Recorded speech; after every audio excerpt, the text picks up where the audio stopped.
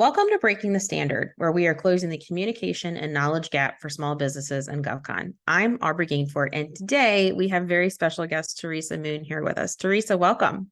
Thank you so much, Aubrey. If you could just introduce yourself for our listeners, that would be great. Sure. Teresa Moon, I'm Director of Business Development and Marketing for Parablis. We are a veteran-owned and operated company that provides lines of credit for federal contractors. Awesome.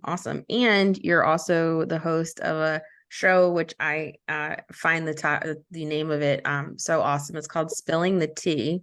So if you haven't gotten a chance to check it out, Teresa shares her episodes on LinkedIn, so you should go check it out because she has some really interesting topics and guests.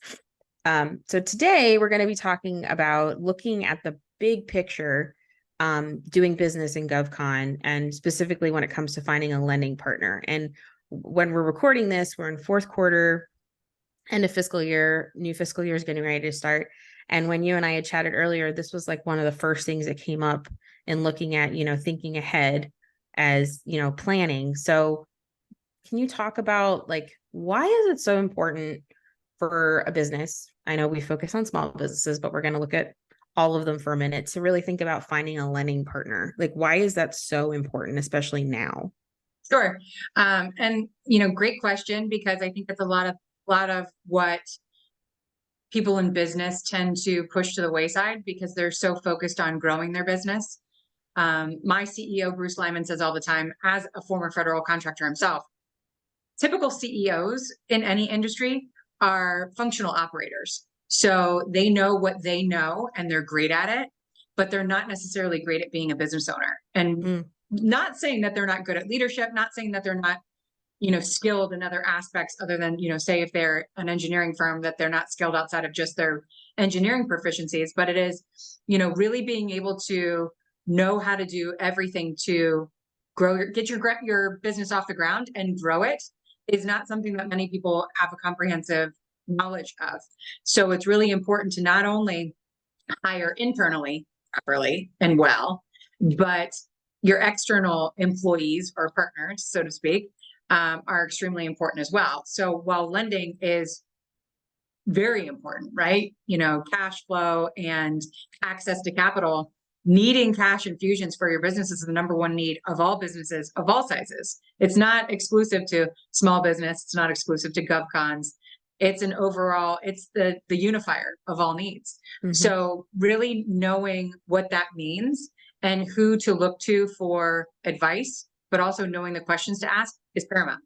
Because if you don't know where your money is at all times, good, bad, or otherwise, you don't know if you're growing, if you're flailing, if you need to pivot, if you need to keep full steam ahead. So lending partners are extremely important at each stage of growth, and that can change. Small businesses at a startup level have different access points than those that have been in business 3 to 5 years, than those who have been in business 10 years. So with anything else, that relationship may change or evolve, but if you don't know how to advocate for yourself, you can find yourself in a deficit, which can cripple your business really quickly. That's so important. And you raise a really good point that, all businesses potentially need lending. I know we focus on GovCon because that's near and dear to our hearts, but that is something that every business can potentially go through. And so that leads me to my next question. I included, sometimes there's a negative, perception or stigma around having a lending partner.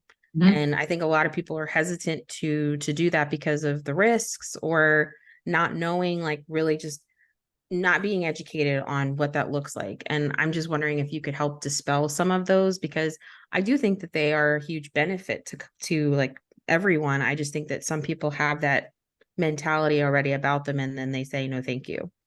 Absolutely.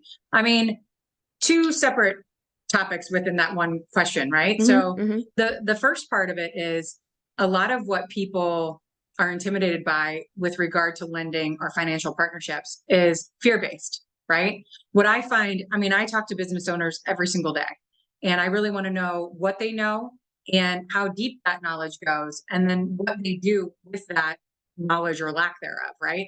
And a lot of what the issue is not only just based in fear, but it's based in being vulnerable. because there are two misconceptions about even engaging in the financial conversation, right? Number one, people believe that if they need money, it's because their business is failing. Not true. And number two, if they tell someone that they need money and they don't know how to properly advocate for themselves, that makes them stupid. A business leader is confident in what they do. They don't want to relinquish any type of control when it comes to portraying themselves in the marketplace as being not only competent, but more than that, right? Confidence, it gets you a long ways. And that's untrue as well. You're not stupid if you don't know about financing. That's something that people go and get degrees on and become things like CPAs, right? Or move further into CFO. So dispelling that is key. But the reason that we focus on that at our company and why my particular drive is within my role in the company is because knowing that people are afraid to approach the subject makes it even more appropriate for the fact that the conversation needs to be had at a level that everyone can understand. I mean, I was at an event on Tuesday and sitting in the crowd was someone that I had met that's a rocket scientist, right? It's what we make our, it's ironic, right? You're a rocket scientist, but finance and financial partnership should not be rocket science, right? If you don't understand what your financial partner can provide to you, and you don't understand what you're paying for in terms of that partnership or access to that capital, then there's a reason for that. And the financial industry itself has been tarnished for a lot of different things, right? We've got all of these stories that have been told. You've got Bernie Madoff, and you've got Enron, and you've got all of these big businesses that capitalized off of people not knowing any better and not overseeing what they were doing, right? So terms like predatory lender are not only looming over our industry, but they're real. We have certain types of lenders that will stake out industries and take advantage of what people don't know, so that not only are they taking away the profit that this company is striving to earn, but they're making exponential profit for themselves. And so the more a business owner knows about what they don't know, it will help them, because what they don't know will hurt them. And if you have a partner that can break it down and be transparent and genuinely say, this is what I can do for you, this either will or won't work. And if it doesn't work, what's the next step for you? And if they're not willing to do that, they're sales driven, they just want to close the deal and shove a square peg into a round hole, then you've probably met someone that you don't want to be doing business with. So, the red flag, it's almost like relationships, right? Like, trust your gut. When you see that red flag, walk away, because it's probably not going to be a good situation for you. That's so helpful. And I think it, brings to light something that we talk about all the time is just educating yourself. There are so many different things to learn, not only in this industry, but, in being a business owner. And so if you don't know, go find someone who does. And so, it sounds like reaching out to a company like yours or others in the field, depending on where you're located, but being able to know, like, so that you don't go in and get swindled, like, it's like going to the mechanic and them telling you there's so many things wrong with your car and there's only one thing wrong. And you're like, no, actually, this is all I really need. So, that's a great analogy with the mechanic too. Because think about it, when your car breaks down, don't you ask your friends, hey, do you know anyone that does transmission work? Hey, do you know anyone that won't rip me off for an oil change? So you use your network of influence, your spheres of influences, to find out what they did because you trust them. That's what business owners should do too. Hey, you're 5 years ahead of me in the game. Who did you use? What bank did you go to? Did they know alternative lenders? Ask them what they did. You have to be vulnerable to do that. People don't like to open it up. But if you utilize the connections that you already have, most people love to help, and they love to use what their experience was to help someone else not make the same mistakes that they did. There's a lot of companies in this industry that really want to, support each other, which is one of my favorite things about, being in this industry, both on the, the show side and being in the government. And I really believe that if you do ask, they will tell you, don't do what we did, or this is what we learned, be able to go here or don't go here. And, we've talked about this in another episode where I had, Dan Hampton from the Bank of Clark, and I had Matt Stavish from Republic Capital Access to talk about when do you go to a bank versus when do you go to a lender, and understanding like what they're both looking for, because you might only need a little bit of something, and or if you need something really big, you might not be there yet. But it's just knowing like where to go and like who to ask those questions, because I feel like that's so crucial. So I'm so glad that you said that. So looking at being crucial, we were talking the other day about the big picture, and you said something about having a top 10 for having your ducks in a row. And I love that. I love anything with like a, list or, things to like look for. And so I was hoping that you could just go over your top 10, because I think it would be really helpful to whoever's listening to this. Absolutely. And, of course, grew up in the 90s. So this is totally stolen from David Letterman, but the only difference is it's not going to be funny. I'll try to make it, maybe I can say it in a funny voice and make it more entertaining. But, I think, when I travel the country and go to these conferences and events, and I'm talking to business leaders, there's two biggest needs that they aren't focused on in a positive direction the most, and it's business development and marketing. And even though I work for our lending partner, we are, in those top three, probably the number one. But if you don't know what you're doing from a business development perspective or a marketing perspective in terms of penetrating the target market that you're going after, the customers and the buyers, which I know is your expertise, it's almost, redundant to be going after a lending partner, because you got to win it before you can fund it. Right. So, first things first, my CEO always says, as a former business leader in the federal marketplace himself, the first thing, or number 10, right? Because we start at 10, you need a CPA or a bookkeeper that has GovCon experience, right? They need to have knowledge of DCAA compliance. They need to be able to get you to where you need to go in terms of staying compliant from a, FAR regulated standpoint. And not all CPAs know the FAR and understand DCAA. So that's key. GovCon centric CPA. Bookkeepers are probably only going to be helpful in the initial or internally to, do payroll and things like that. You really, truly need to invest in a CPA early. The next is you need accurate reporting and financial documentation from day one. The second you start paying yourself or anyone else, start tracking that, because any lender is going to ask you for financial documentation to prove the skin in the game that you've already had. Now, lenders like us, we have worked with people who are startups and have their initial very first contract, and they come to us, we can help them. But that's a one-off, and that's only because we're not cookie cutter, right? We don't have one set of approaches for certain types of businesses. We really hone in on crafting what works for each individual business. So, but what isn't unique to the lending industry, period, is the fact that we need to see accurate financial reporting. And that's probably going to be from someone else. If you're not really good at it, QuickBooks is navigable, right? But if you don't do it accurately, it's not going to be like, hello, you didn't do that right. You know what I mean? It's not going to check your work for you. So you could still do inaccurate reporting through QuickBooks. So accurate reporting is key. You need to know all the funding options available to you at each stage of growth. That needs to be a part of your business plan. So if you've sat down and done a staged out with benchmarks plan, you need to know where you're going to go at each stage of growth for your money, right? Because you're going to need it all the way through. And it's a misconception to think that just because you're not cash poor doesn't mean that it doesn't make sense to bring in some strategic debt. It's always cheaper to borrow money from someone else and keep the cash flow running through your own accounts. So you need to know through each stage of growth. Next, the requirements to get your loan from your bank. Go and ask them. Sit down with someone, and if they can't tell you what you need documentation wise, revenue wise, years in business, past performance, if they can't tell you any of those things, go find another bank. Bottom line on that.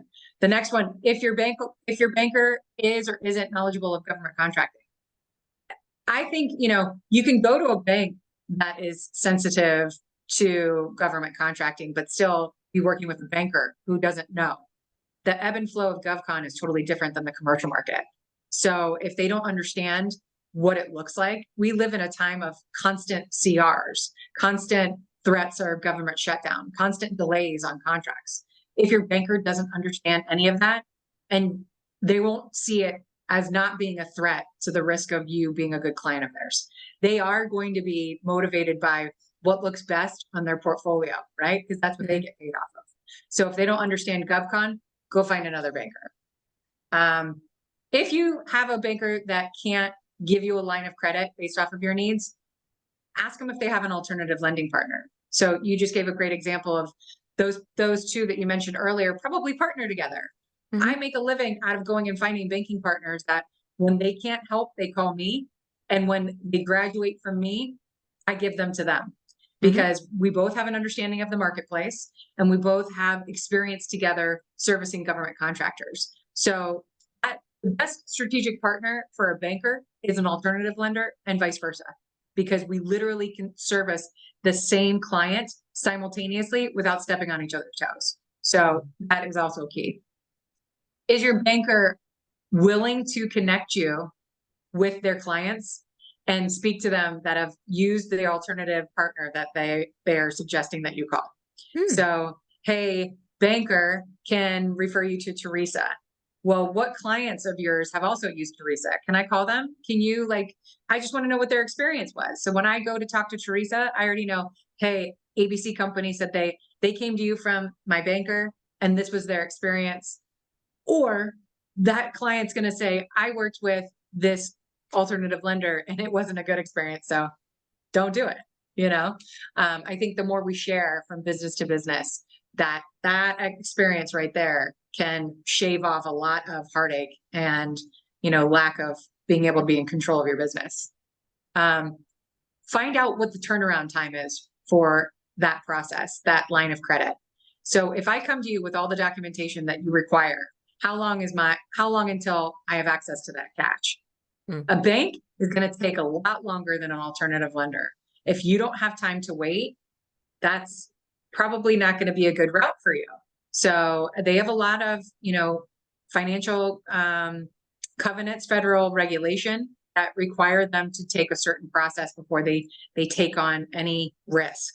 And opening a line of credit for a small business is a risk. And they see government contracting as a risk even more so.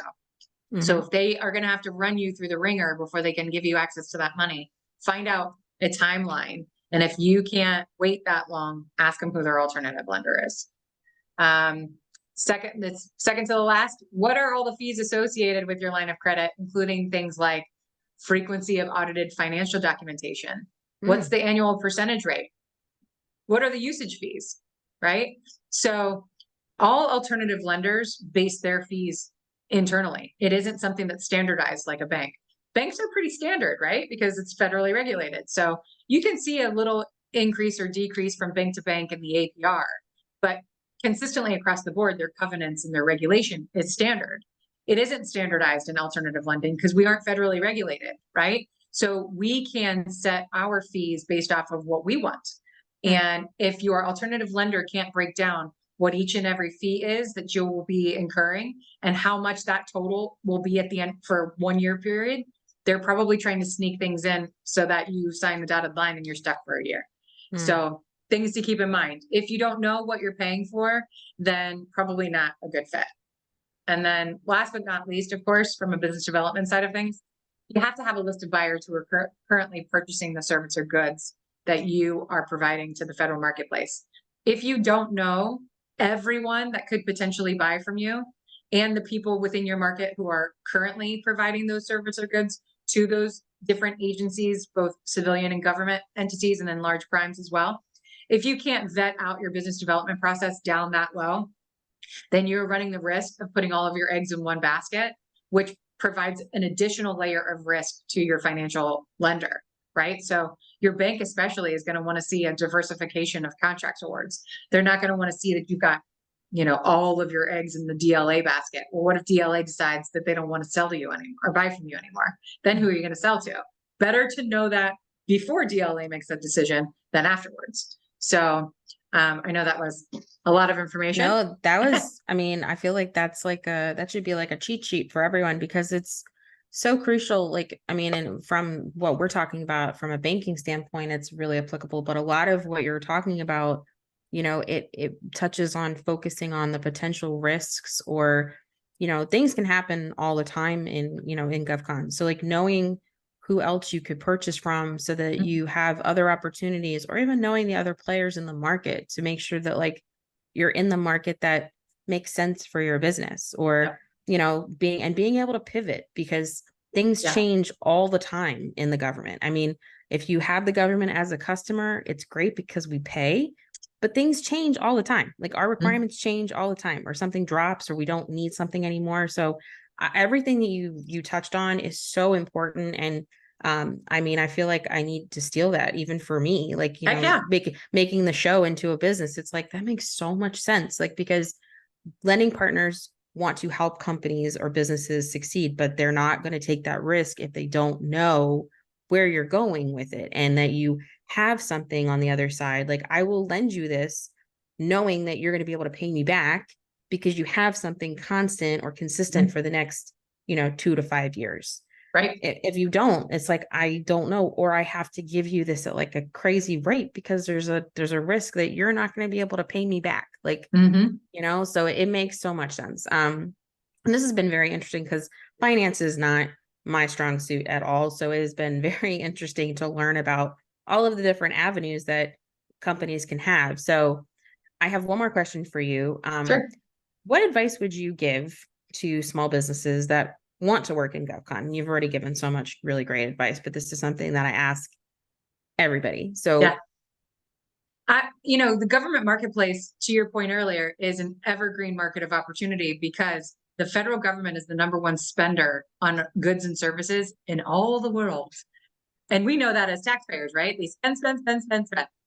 And which is great news for anyone that has access to goods that they can resell or services that they can provide, because it is essentially recession proof. The federal government never stops spending. Doesn't matter what the economic state is that we're in. We're in a pretty bad one right now, and they're not stopping. As if anything else, they're increasing the spending, which is great, especially if you're a DoD contractor. If you can get work with the DoD, now is a great time to get involved in it because we're increasing the spending always in that department. So if you have something, this is something that is not, there's no foundation in commercial business to say, I was successful here, so I can transfer into the federal marketplace and still do well. There isn't that guarantee, of course, because you navigate it differently, right? However, your past performance in your commercial work is absolutely past performance that's relevant to GovCon. So new startup businesses, that's all they're worried about. How am I going to get my past performance? How am I going to get someone to take a shot on me when I haven't done anything yet?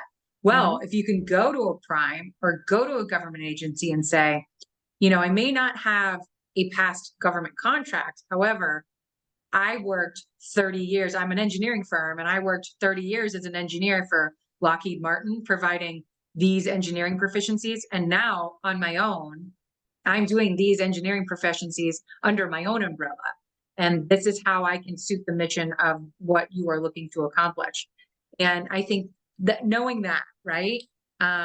Because there is going to be less, there's going to be less for you to, the gap to shorten in the education side of things if you've stayed within a proficiency that you already know. It's harder when you're reinventing yourself and you're trying to go into something, you're like, oh, I see the infrastructure bill that's come out and everything's in construction, so I'm going to buy a construction company, even though my background is in, knitting. Probably going to be hard for you to show any past performance going from your knitting company into construction. But I think just, as you're entering into it, making smart decisions based off of your past performance is going to be something that could give you a leg up. And then making the best connections as possible. Don't be afraid to be vulnerable and talk to other business leaders and say, when you sat down and made your business plan, who are the partners that you look to first to give you advice? That little bit of vulnerability and just asking questions and having people's experience, good, bad, or otherwise, inform the next steps is so important, because just because it was somebody else's mistake doesn't mean that you need to make it twice in order for it to resonate for you. I mean, we gotta stop leading, good lessons are learned from failing. However, lessons can be learned by other people's mistakes too.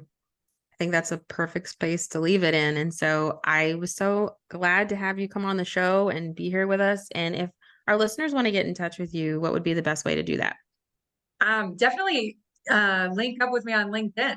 I am very active on it. I travel around the country, so you will probably see me at a conference near you very soon.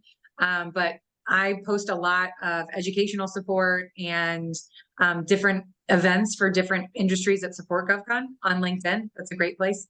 And through LinkedIn, you can get my email address to schedule a call. I'm happy to talk with people about whatever they need anytime. My network is huge. I know a lot of people that can help them. So happy to do that. I will make sure to link Teresa's profile in the episode when it airs. And if you have any questions or comments for me or something you want to hear us talk about on the show, make sure to send it at breakingthestandard@gmail.com and make sure to go follow us on LinkedIn. Until next time, bye. Hey, thank you.